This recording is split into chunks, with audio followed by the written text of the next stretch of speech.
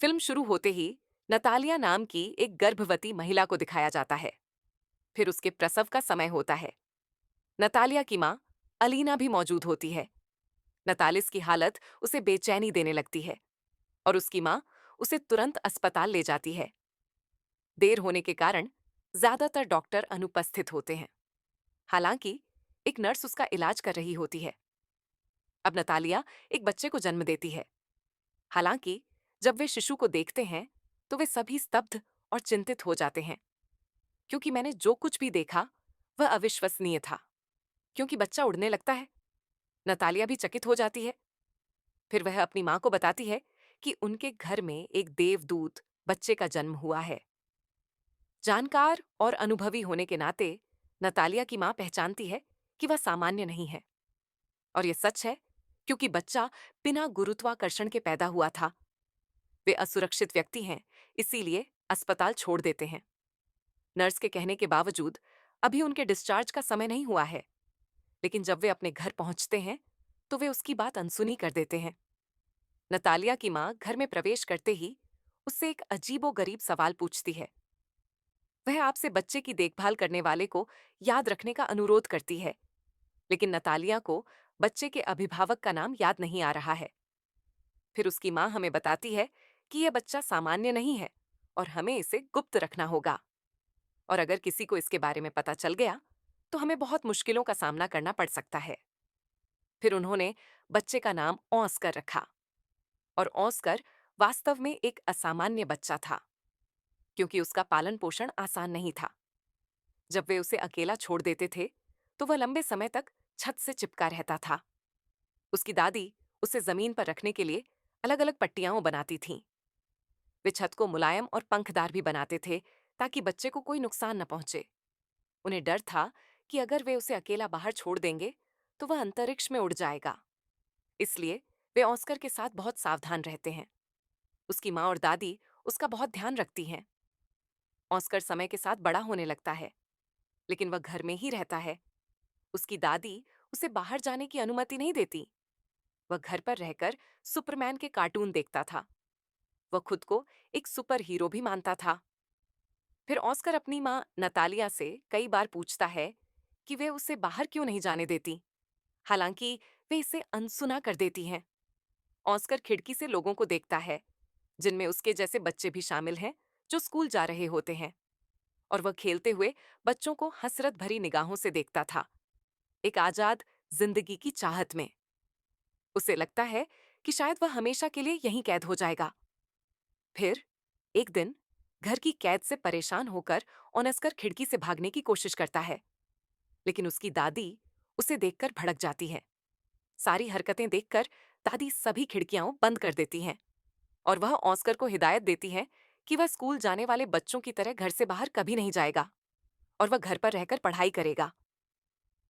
यह सुनकर ऑस्कर की मां गुस्सा हो जाती है और वह कहती है, हम इसे कब तक कैद में रखेंगे, ये एक बार में ही बाहर जाएगा। तब ऑस्कर की मां उसके लिए एक जैकेट लाती है, जिसकी जेब में दो पत्थर रखे होते हैं, ताकि वह उड़ ना सके।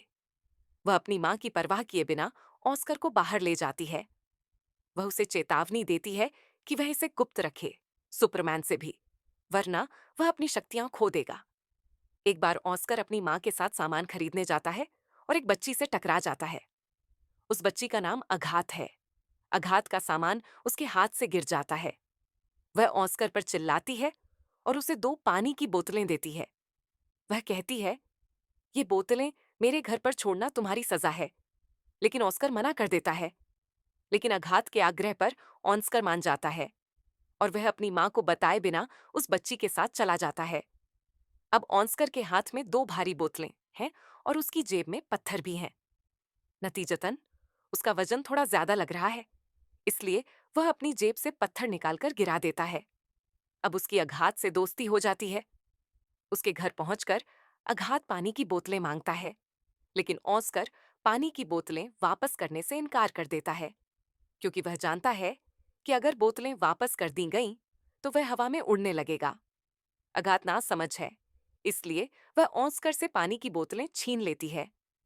जैसे ही वह ऑस्कर से पानी की बोतलें लेती है, वह हवा में उड़ने लगता है।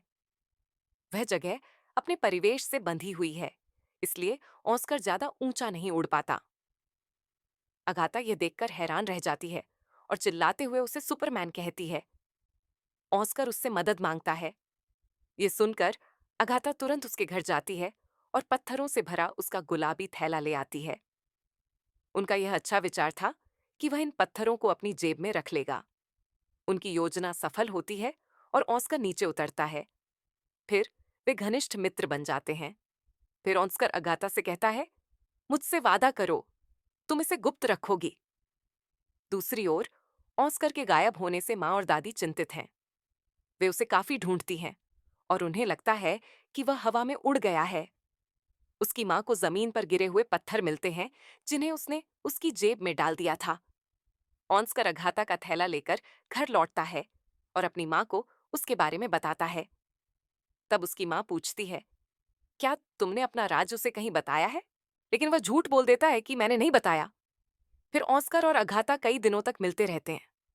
फिर एक दिन ऑस्कर की माँ को पता चलता है कि अगाथा को यह राज पता है।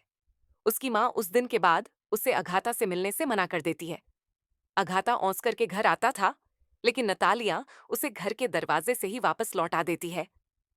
तब वे अपने आसपास के लोगों की नजरों में शक के घेरे में आ जाते हैं, क्योंकि उन्हें लगता है कि ऑस्कर की माँ और दादी उसके साथ बुरा व्यवहार करती हैं। इसीलिए वे उसे बाहर नहीं आने देते और वह स्कूल भी नहीं जाता।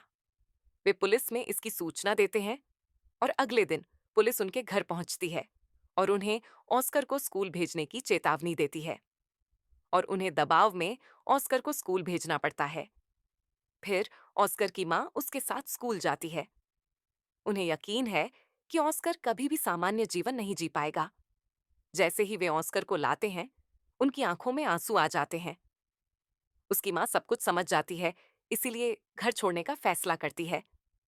फिर वे अपना घर छोड़कर किसी दूर जगह पर रहने लगते हैं। कई साल बीत गए और ऑस्कर भी परिपक्व हो गया।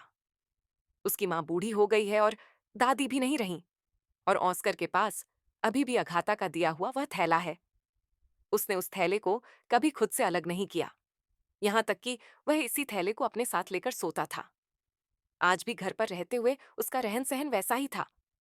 उसका जीवन गोपनीयता में बीत रहा है।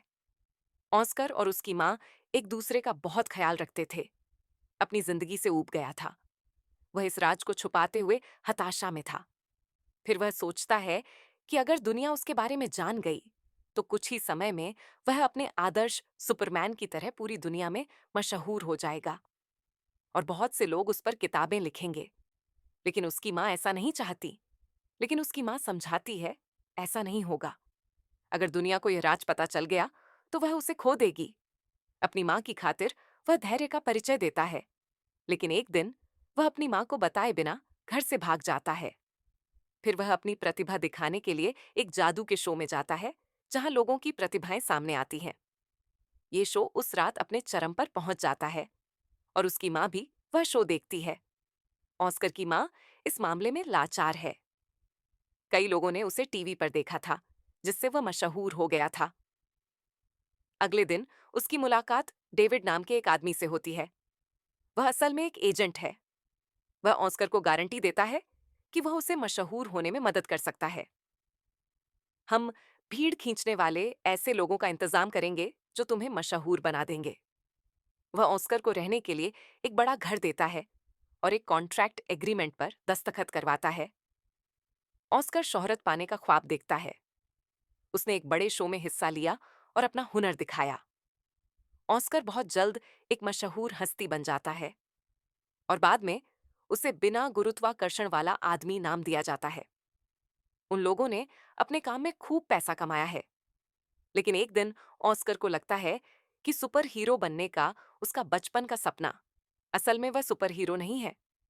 वह तो बस एक कठपुतली बन गया है, जिसका इस्तेमाल लोग अपने मनोरंजन के लिए करते हैं। कभी उसे जादू के शो में बुलाया जाता, तो कभी मीडिया इवेंट में। समय के साथ उसे यह सब नापसंद होने लगता है।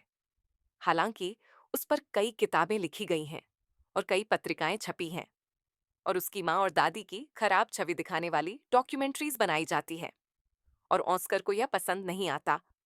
फिर आखिरी शो आता है, जहां उसे एक फरिश्ते की पोशाक पहनाई जाती है, जिससे वह नफरत करता है। वह कहता है, मैं फरिश्ता नहीं हूं। वह गुस्से में शो में लोगों को बुरा भला कहने लगता है।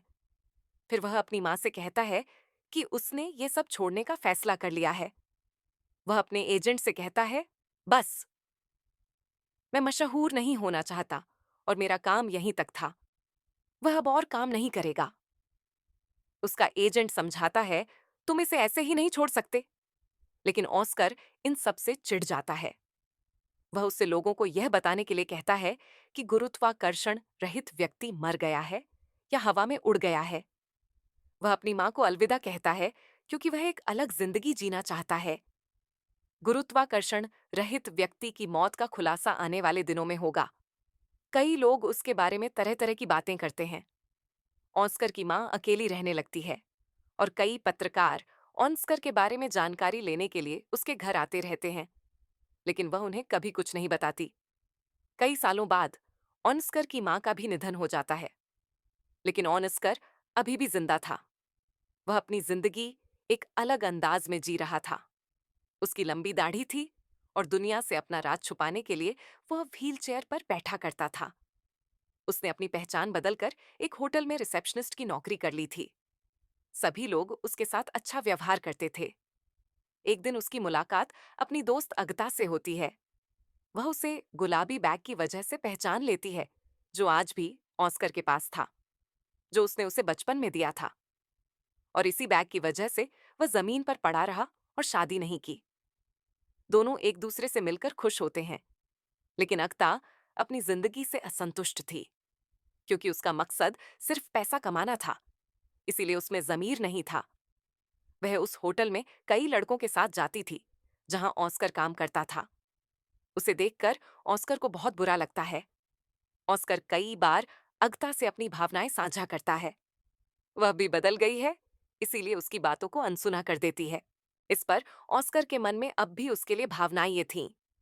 अगाथा की जिंदगी बदलने का कारण दुख ही थे, और ऑस्कर ने भी उसे छोड़ दिया। वे सुलह करते हैं, शादी करते हैं और अपने बचपन के घर लौट जाते हैं। और यहीं फिल्म पूरी होती है।